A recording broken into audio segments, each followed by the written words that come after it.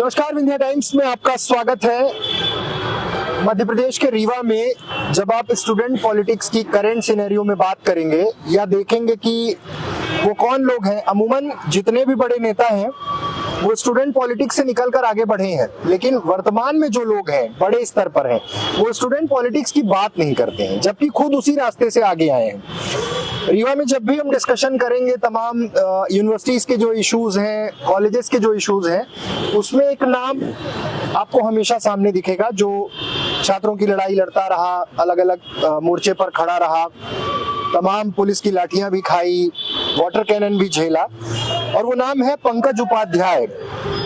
Pankaj NSUI के जिला अध्यक्ष हैं रीवा में, और तमाम बड़े नेताओं के आपने इंटरव्यूज देखे होंगे, पर मैंने ये जरूरत महसूस की कि जो लोग स्टूडेंट्स की लड़ाई लड़ रहे हैं, चुनाव हो नहीं रहे छात्र संघ के, तमाम परिस्थितियां हैं, ऐसे लोगों को भी आपसे रूबरू कराएं। पंकज, पहले तो बहुत बहुत स्वागत है। बहुत बहुत धन्यवाद भैया।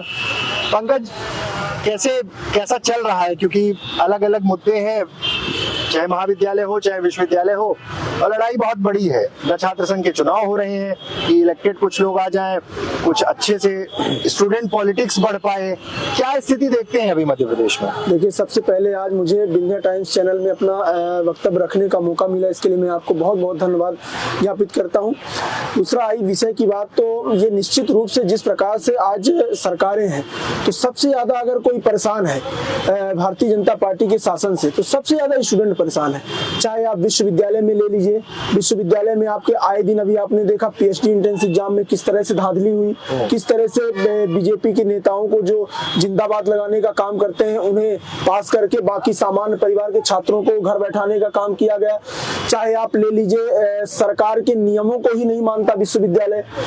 संबल मेधावी योजना चलती है, संबल मेधावी के अंतर्गत जो छात्र छात्राएं पढ़ रहे हैं उनसे पहले विश्वविद्यालय फीस वसूलती है, फिर बाद में उन्हें वापस करने का लालच देती है कि आपकी फीस वापस की जाएगी। लेकिन जो सरकार का नियम आया है उसमें यह है कि संबल मेधावी के अंतर्गत जो स्टूडेंट आते हैं उनकी कोई शुल्क नहीं लगेगी। तो फिर विश्वविद्यालय क्यों करती है? ये इसलिए करते हैं क्योंकि 2-4 दिन 6 दिन स्टूडेंट भटकता है कि मेरी फीस वापस आएगी। जब नहीं आती फीस तो स्टूडेंट कहता है जाने तो 10,000 की तो बात है, छोड़ देता है। लेकिन सोचिए, सोचने वाला विषय है कि एक स्टूडेंट तो 10,000 छोड़ता है, लेकिन अगर 200 स्टूडेंट छोड़ देते हैं तो सीधे 2 लाख रुपए हो जाता है। तो विश्वविद्यालय का ये पैसा जो वसूला जा रहा है वो कहाँ जा रहा है? इसी तरह आप टीआरएस महाविद्यालय है हमारे यहाँ, पूरे संभाग की बड़ी महाविद्यालय है, इसमें तो आपके जो टेस्ट असाइनमेंट होते हैं इनके नाम पे लोग छात्रों से फीस वसूली गई। उसके बाद बिल्डिंग बना दी गई है और प्रचार मैडम द्वारा बयान दिया गया कि मैंने पैसे बचाकर ये बिल्डिंग बनवाई है करोड़ रुपए की। देखिए, ये बिल्कुल गलत है। जो छात्र बेचारा, आप छात्रों से आप ऐसे ही मांग लो ना कि आप 10 रुपए 15 रुपए डोनेशन कर दो तो छात्र दे देगा, लेकिन आप इंटरनल एग्जाम के नाम पे शुल्क वसूली करते हो, उसके बाद आप बिल्डिंग तैयार करते हो, अपनी शाबाशी लेते हो, फिर आप कहते हो कि जन भागीदारी की जो अध्यक्ष है उनको सूचित किया गया था, तो उनको तो आपने ये सूचित किया था केवल कि जो बिल्डिंग बन रही है हमारे पास इतना बचा है तो बिल्डिंग बन जाए, ये सूचना थी। ये कहां से सूचना थी कि करोड़ों रुपए कहां से इकट्ठा हुआ? विश्वविद्यालय, आप महाविद्यालय में चले जाइए, पानी की व्यवस्था नहीं है। तो सब अपने में चम है, कोई छात्रों से मतलब नहीं है। पेपर लीक की घटना आप आए दिन देख रहे हैं, पेपर लीक तो एक आम सी बात हो चुकी है भारतीय जनता पार्टी के शासन में। तो निश्चित रूप से सबसे ज्यादा जो परेशान है छात्र परेशान। बात आई छात्र संघ चुनाव की, सोचिए मुख्यमंत्री जी खुद छात्र संघ चुनाव से निकल के आए हैं, और कितने शर्म की बात है आज छात्र संघ चुनाव बंद है हमारे यहाँ पिछले 8 वर्ष से।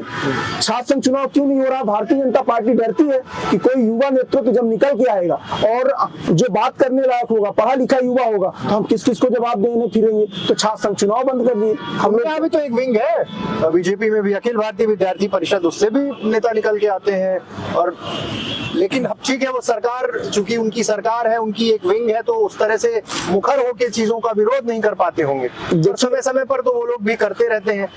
देखिए, मैं सबसे बड़ा विषय ये मानता हूँ, अखिल भारतीय विद्यार्थी परिषद, पहली बात तो ये खुद कहते हैं कि हम राजनीतिक संगठन नहीं, तो फिर ये छात्र संघ के चुनाव में सहभागिता क्यों निभाते हैं अगर ये राजनीतिक संगठन नहीं है? पहली चीज। दूसरी चीज, अगर आप छात्र संघ चुनाव के पक्ष में हो तो आप खुलकर बयान दो कि मैं छात्र संघ चुनाव चाहता हूँ, सरकार से मांग करो, आपकी सरकार है, है कि हम जीतने की स्थिति में हैं, हम लड़ने की स्थिति में, लेकिन अखिल भारतीय विद्यार्थी परिषद के ऊपर के लोग भी ये जानते हैं कि हम किसी भी प्रकार से इस स्थिति में नहीं है कि छात्र हमारे साथ खड़ा होगा। अच्छा, इसीलिए छात्र संघ चुनाव एबीवीपी खुद भी नहीं चाहती। फिर दूसरी बात आपने कहा कि एबीवीपी छात्र संगठन, वो भी तो है। मैं नहीं मानता छात्र संगठन चुनाव छात्र संघ है एबीवीपी। क्यों छात्र है? राष्ट्रीय अध्यक्ष आपके रघुराज किशोर जी हैं, जो प्रोफेसर हैं। आप यूनिवर्सिटी में चले जाइए, सुनील पांडे जी प्रांत अध्यक्ष हैं। इसी तरह आप किसी भी महाविद्यालय में चले जाइए, लगभग लोग एबीवीपी के बैठे हुए हैं और प्रोफेसर बने हुए हैं। तो अगर ये छात्र संगठन है तो फिर प्रोफेसर के, अगर ये छात्र संघ नहीं है तो फिर ये प्रोफेसर क्यों उसमें भरते हैं? ये फिर छात्रों की लड़ाई कैसे लड़ी जाएगी? आपको तो मैं देखता हूँ, ठीक है, आप लड़ रहे हैं, अपने स्तर पर प्रयास कर रहे हैं, तमाम यूथ भी आपके साथ जुड़ता है, अलग अलग जगह आपकी विंग है एलएसयूआई की काम कर रही है, लेकिन ऐसा लगता है कि भविष्य नहीं है क्या? मतलब इस लड़ाई को कब तक कैसे लड़ा जाएगा? सरकार आपकी 23 साल 24 साल हो रहे हैं, सरकार तो है नहीं, स्थिति क्या है? आपका जो सिर्फ ये स्टूडेंट विंग है, इसके दम पर कितने दिन और कैसी लड़ाई लड़ पाएंगे? देखिए, अखिल भारतीय विद्यार्थी परिषद जो है, अगर ये कहें कि हम छात्र संघ की लड़ाई, छात्रों के हित की लड़ाई लड़ते हैं, तो मैं इस बात से बिल्कुल एग्री नहीं करता हूँ। ये किसी भी प्रकार से छात्रों की लड़ाई नहीं लड़ते। क्या इन्होंने स्कॉलरशिप का मुद्दा उठाया? क्या इन्होंने पेपर लीक का मुद्दा उठाया? क्या इन्होंने विश्वविद्यालय में पीएचडी एंट्रेंस एग्जाम का धांधली हुई तो क्या इन्होंने मामला उठाया? क्या ये किसी प्रकार से जो छात्रों की वास्तव में समस्या है, ये मुद्दा क्या उठाते हैं? या जो मुस्लिम लड़की है उसने गाना गा दिया, कोई जो ठेस पहुंच गई इनको, उस पर मुद्दा उठाते हैं। ये किस पर मुद्दा उठाते हैं कि आज किसी कॉलेज के ऊपर टिप्पणी कर दिया किसी ने, तो उसको मुद्दा उठाते हैं। क्या ये जो छात्रों के मुद्दा है ये है? नहीं है। छात्र के मुद्दा है उनकी परीक्षा हो रही है समय पे, छात्र में महाविद्यालय में पानी की व्यवस्था है कि नहीं है, शिक्षण सामग्री उनको मिल रही है कि नहीं है, लाइब्रेरी चल रही है कि नहीं चल रही है, विश्वविद्यालय में फीस तो नहीं वसूली जा रही, घपलेबाजी तो नहीं हो रही। तो क्या इस तरह के विषय एबीवीपी कभी उठाती है? नहीं उठाती। ठीक है, आपका भी कहना सही है कि जो कोर इश्यूज है, आपने पीएचडी एंट्रेंस वाला मैटर बहुत तेजी से रेस किया, विश्वविद्यालय का घेराव किया, क्या हुआ उसमें आगे? देखिए, पीएचडी एंट्रेंस एग्जाम का पूरा मामला मैं बताऊंगा।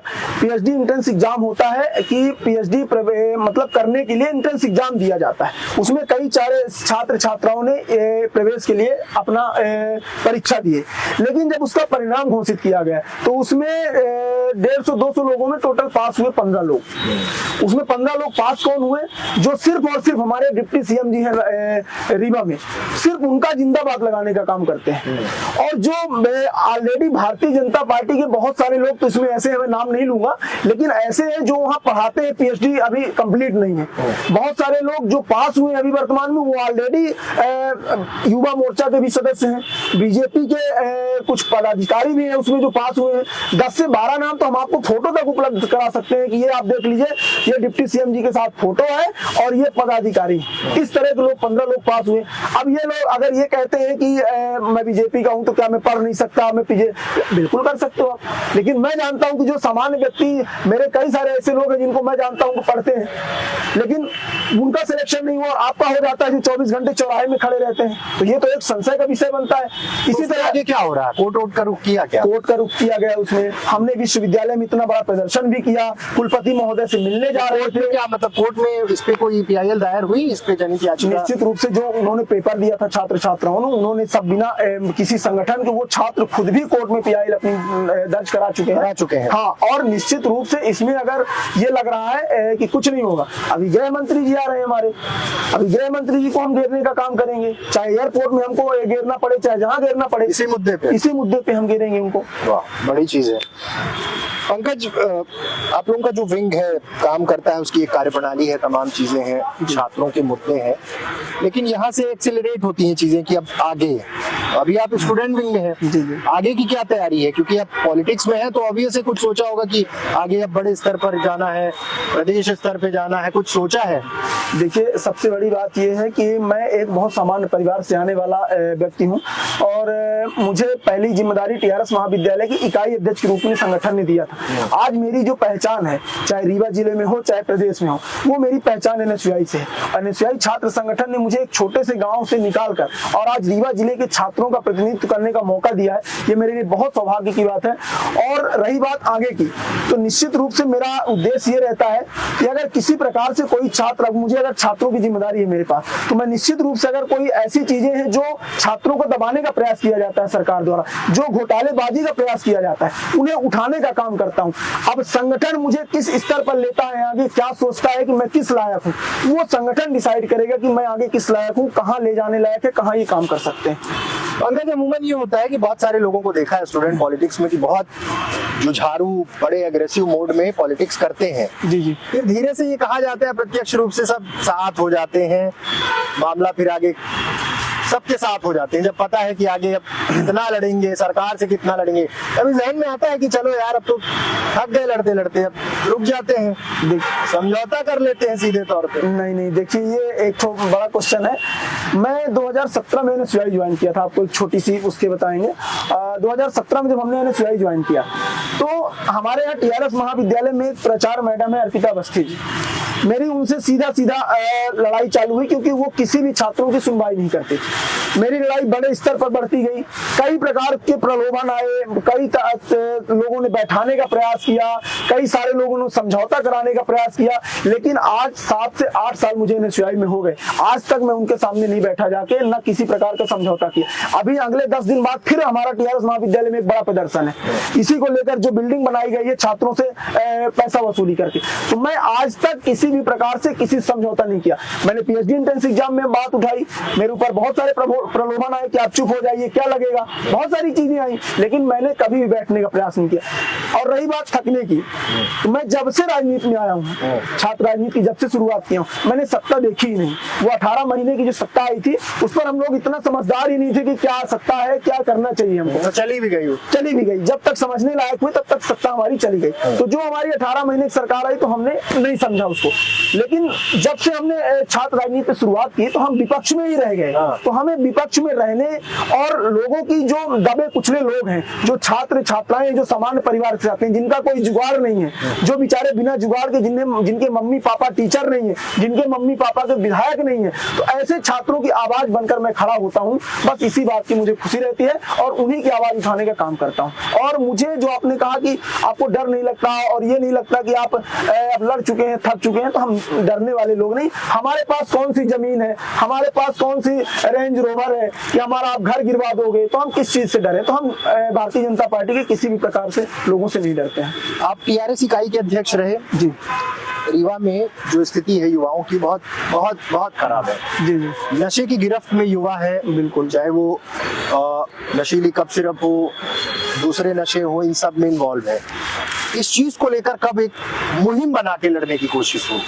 देखिए 2-3 मुद्दे आपको मैं बता दूं। जैसे आपने एक छेड़ा है नशे का, नशे की स्थिति ये है हमारे शहर में। अभी आपने देखा कि छिंदवाड़ा में 40 लोगों की मृत्यु हो गई इसी से, सतना में अभी किस तरह से स्वास्थ्य व्यवस्था को भी आपने देखा।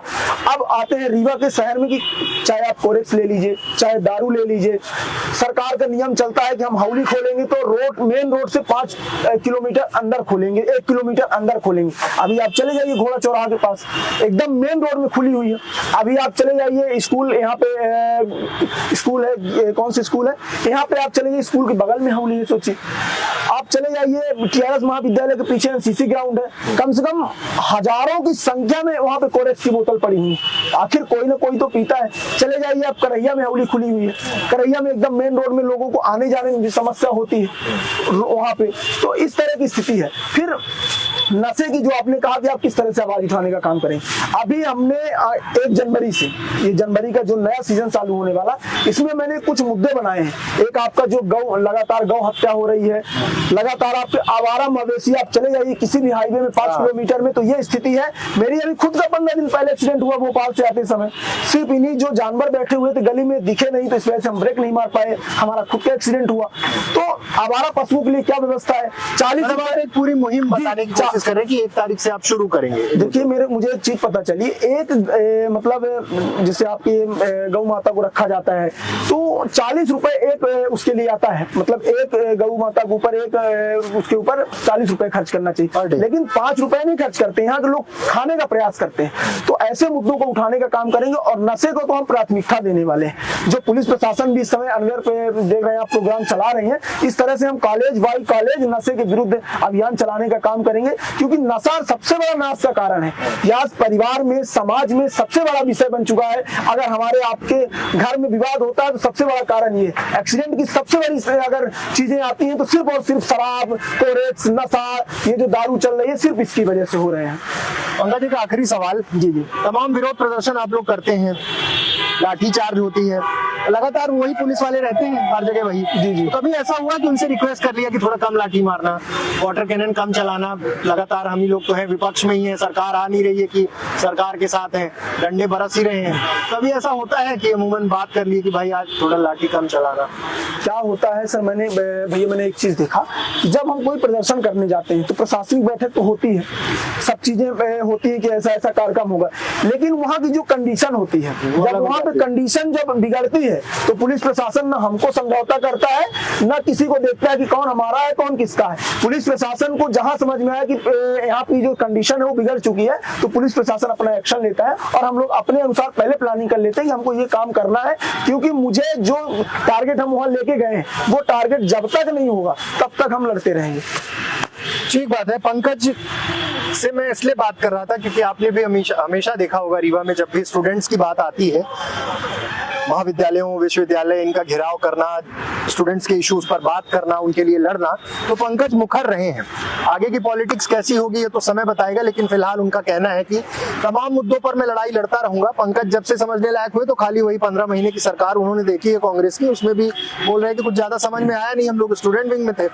तो अब आगे क्या कुछ होगा, क्या दशा तय होगी, क्या दिशा तय होगी, लेकिन उनका कहना है कि स्टूडेंट पॉलिटिक्स से आने वाले मुख्यमंत्री या फिर तमाम बड़े नेता स्टूडेंट्स के जो यूनियन के चुनाव होते हैं, जो इलेक्शन होते हैं, उसका खुद विरोध कर रहे हैं। वो खुद नहीं चाहते कि ये चुनाव हो ताकि युवा नेतृत्व निकलकर सामने ना आए। बहुत बहुत धन्यवाद पंकज, और उम्मीद है कि आप छात्रों की लड़ाई बड़ी मुखरता के साथ लड़ते रहेंगे। बिल्कुल भैया, धन्यवाद।